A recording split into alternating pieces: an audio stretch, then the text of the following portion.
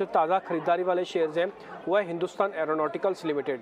ये हमने अगस्त कॉन्ट्रैक्ट ही चेक किया, उसके बेसिस पर हम आपको बता रहे हैं, हमने जुलाई चेक ही नहीं किया। और दूसरा इंडसइंड बैंक, ये 1000 के ऊपर आ गया है, 1000 के ऊपर करीब 10-12% ही मूवमेंट देता है इसकी, अगर इसको टिकाना है तो। अगर नहीं टिकाना तो फिसल जाएगा फिर से।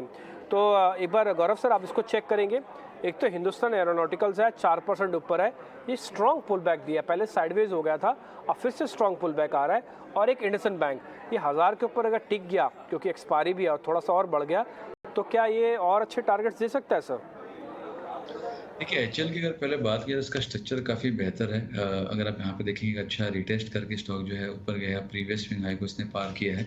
1975 जो है वो इसके लिए भी की सपोर्ट एरिया बन जाएगा जब तक ये सस्टेन होकर रहता है। मुझे लगता है कि यहाँ पे एक बार 2100 तक के लेवल आपको देखने मिल सकता है। तो स्ट्रक्चर काफ़ी अच्छा है। एक्सपायरी डे है तो अगर थोड़ा डिक्लाइन देखने मिलती है तो रिस्क रिवॉर्ड फेवरेबल हो जाएगा, तो वो एंगल से अगर डिक्लाइन देखते मिलती है तो आप बाय कर सकते हैं।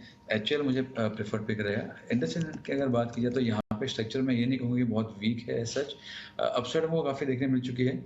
यहाँ पे भी मुझे लगता है कि एक इमीडिएट हर्डल जो आ रहा है वो आपको देखने मिलेगा टुवर्ड्स 1025 अगर सस्टेन हो गया तो यहाँ से एक अच्छी अपसाइड आपको देखने मिल सकती है। जो आप कह रहे थे 1100 तक के लेवल जो है वो इसके लिए ओपन अप हो जाएंगे। तो यहाँ पे मैं नहीं कहूँगा, या तो आप डिक्लाइन अगर देखने मिलता है तो आप डिक्लाइन में इसको ऐड कीजिए, या फिर अगर किसी को प्ले करना है तो प्रीवियस स्विंग है जो उसका था 1025 के आसपास का, वो एक बार निकल जाए तब बाय करना बेहतर होगा। ओके ठीक है। 1000 की मर्यादा तो आपको हम सुबह भी बता चुके हैं कि इंडसइंड और 1000 का बड़ा पुराना रिलेशन है। मैं आपको एक चार्ट के ज़रिए दिखाऊंगा, और ये चार्ट मैं आपको वैसा वाला दिखाऊंगा जिसमें आप फरवरी 2021 का माने, यानी कि ना केवल एक 6-7 महीने ये कि 1 साल पुराना और 1.5 साल पुराना आपको मैं चार्ट दिखाता हूँ इंडसइंड बैंक का। आपको उसमें 1000 के लेवल की इंपॉर्टेंस पता लगेगी। अच्छा, इस बीच आप सर एक काम करेंगे, आप हिंदुस्तान एरोनॉटिकल्स का एक बार स्टॉप लॉस देंगे सर? टारगेट स्टॉप लॉस वापस से बता दीजिए ताकि हम ग्राफिक्स में बना पाएँ उसको। 1975 का इसका स्टॉप लॉस होगा और 2100 के लेवल्स के लिए इसको प्ले कर सकते हैं। ओके ठीक है। 2100 का टारगेट है आपका हिंदुस्तान एरोनॉटिकल्स का, और 1975 का एक स्टॉप लॉस है।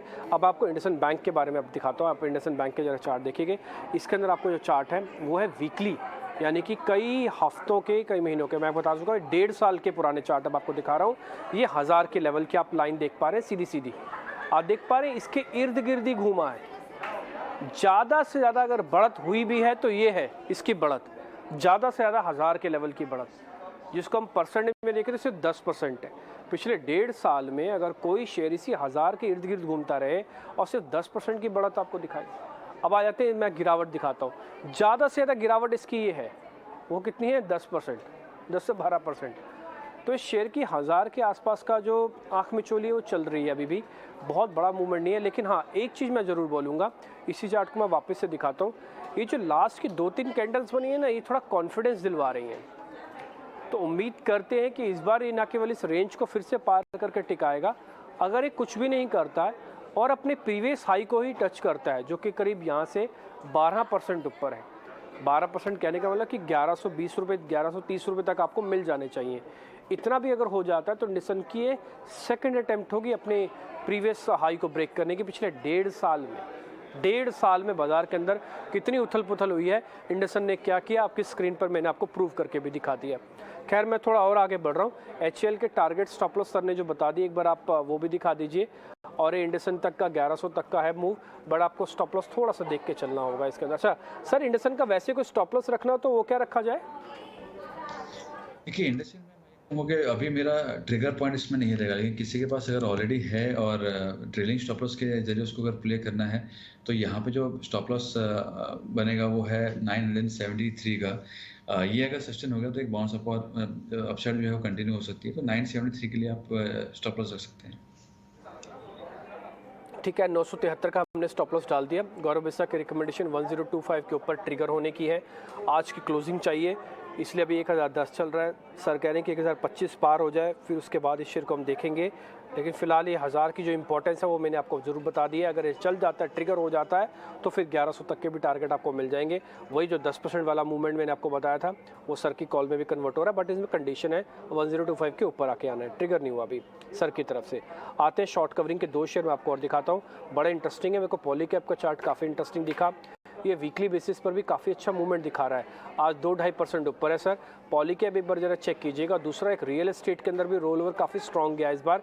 डीएलएफ में शॉर्ट कवरिंग आना शुरू हो गई है सर। इन दोनों चार्ट्स को भी जरा चेक कर लीजिए, दोनों के जरा लेवल्स बता दीजिए। एक तो डीएलएफ, दूसरा पॉलीकैब। देखिए, पॉलीकैब मेरे रेडार पे भी है, लेकिन यहाँ पे 2 तरीके हैं। अगर कोई पोजिशनल प्लेयर अगर है तो यहाँ पे अगर आप देखें तो 1 साल का कंसोलिडेशन इसमें चालू है, जहाँ पे काफ़ी स्ट्रॉन्ग सपोर्ट्स हैं, 2100 के आ रहे हैं।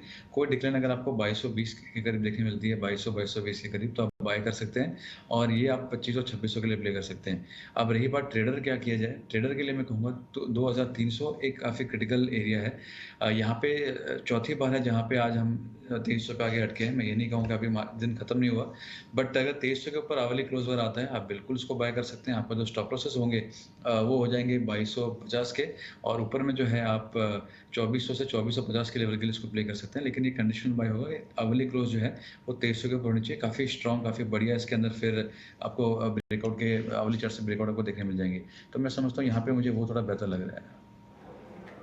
ओके, ठीक है। सर का मानना है कि 2300 के आसपास का अगर ये मूवमेंट मिल जाता है, ऊपर क्लोजिंग मिल जाती है, तो फिर एक काफ़ी स्ट्रॉन्ग बन जाएगा। मैं आपको पॉलीकैब का 2 इंपॉर्टेंट चीज़ें दिखाता हूँ, सर भी उससे एग्री हो जाएंगे, आप भी जरा देखिएगा। और पॉलीकैब के अंदर 2450 का टारगेट क्यों आएगा, आप सिर्फ इसको एक सिंपल सा लॉजिक के साथ ही समझ सकते हैं।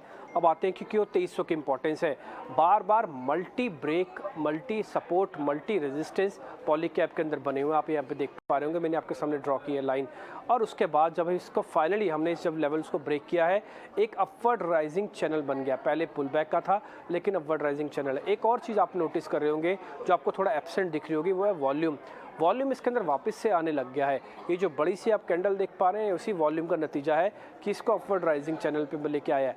अब पहली बात क्या है, सर आपको क्या बता रहे हैं कि 2300 का लेवल, यानी कि इस रेंज को जब हम ब्रेकआउट कर देंगे, जो हमारा पुराना सपोर्ट एरिया है, उसके बाद हम एक नई ट्रैजेक्टरी के अंदर वापस लौट आएंगे। तब हमारा ये जो पुल बैक है, जिसको हम अभी शक की निगाह से देख रहे हैं, ये कंप्लीट हो जाएगा। और उसके बाद जो शॉर्ट कवरिंग इसके अंदर आएगी, फिर एक्सपायरी की ज़रूरत नहीं है, फिर आपको पुल बैक बहुत स्ट्रॉन्ग मिलेगा। और इस चैनल का अपर एंड जो है वो ये जो लेवल है, ये करीब 2450 रुपये तक का ही है। तो आपको यहाँ तक का मूवमेंट मिल सकता है। पॉलीकैब पे ज़रूर ध्यान रखिएगा, ये अच्छा मूव है। 2300 के अटेम्प्ट बहुत ज़्यादा दूर नहीं है, इस पर आपको ध्यान रखना है। तो ये